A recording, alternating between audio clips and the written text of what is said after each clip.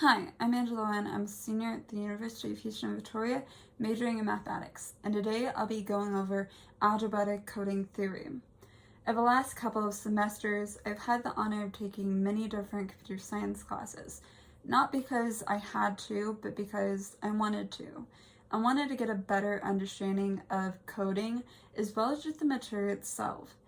And so when I saw this chapter in our modern algebra textbook that went over algebraic coding theory, I got excited. Computer science and mathematics go hand in hand, and I really wanted to dive right into what it was and what it could be used for, which is why I chose this topic for my project. So let's just go right in and discuss what exactly algebraic coding theory is. So first, let's learn a little bit about the history of algebraic coding theory.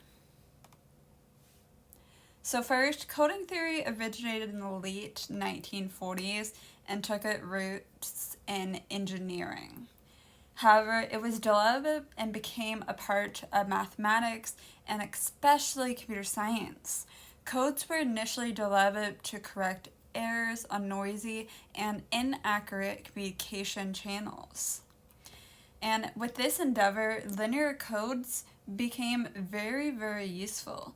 Linear codes are simple to understand, yet are the most important and effective for practical applications such as encoding and decoding messages sent over communication channels. So specifically with coding theory is sometimes called algebraic coding theory, which it deals with the design of error-correcting codes for the reliable transmission of information across noisy channels.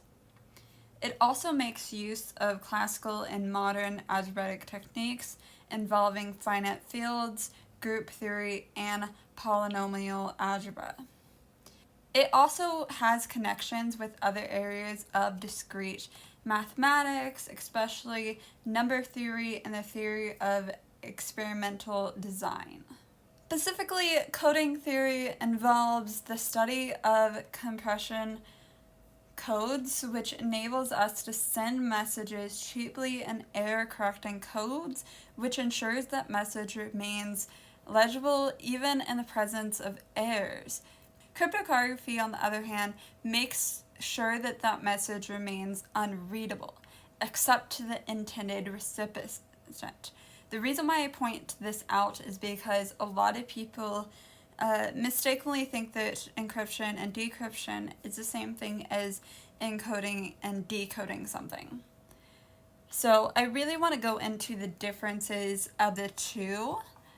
So if we look at what encoding and decoding is, and encryption and decryption is. So let's start with encryption and decryption. Specifically with encryption, the purpose of it is to transform data in order to keep it a secret from others.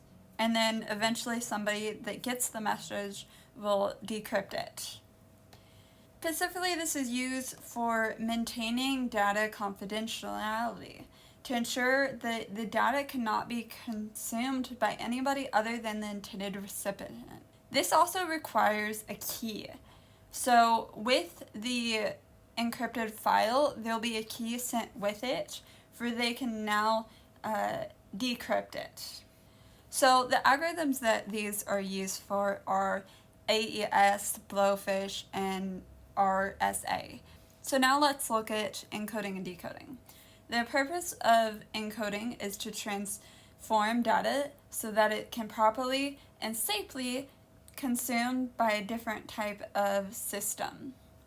It's used for maintaining data usability, i.e. to ensure that it is able to be properly consumed. So for encoding and decoding, you actually don't need a key. There's no key required, and you can send it and then it be decoded by somebody.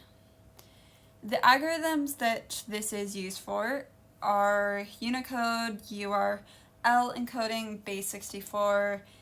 So now let's look at what exactly algebraic coding theory is and pertains to just coding theory itself. So The term algebraic coding theory denotes the subfield of coding theory where the properties of codes are expressed in algebraic terms and then further researched. Algebraic coding theory is basically divided into two major types of code. One is linear block code, which is the most popular, and convolutional codes, which is not really that used today. People normally just prefer linear block code because it's easier to understand. So now let's go into correcting and detecting errors in the codes. So now that we know what exactly algebraic coding theory is and what it has to do with coding theory, let's also go into correcting and detecting errors because that's a huge part of coding theory.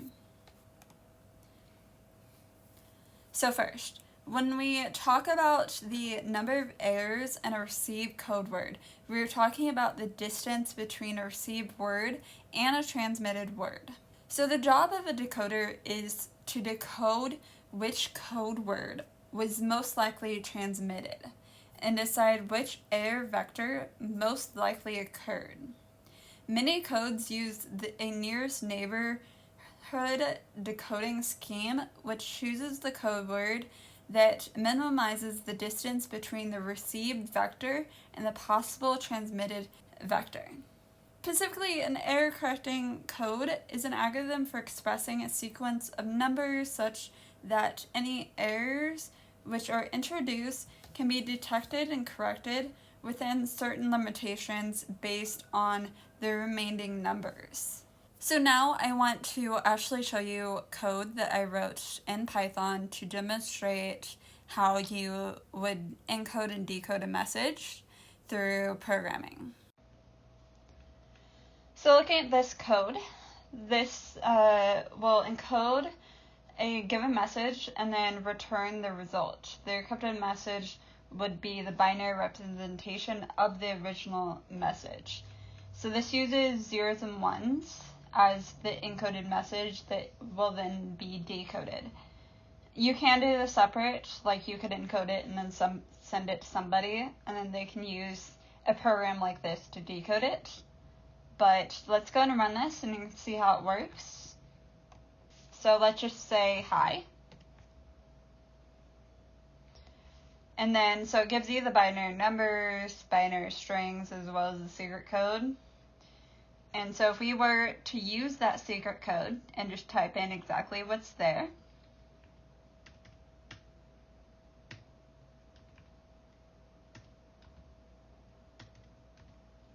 it should give us hi back, and it did.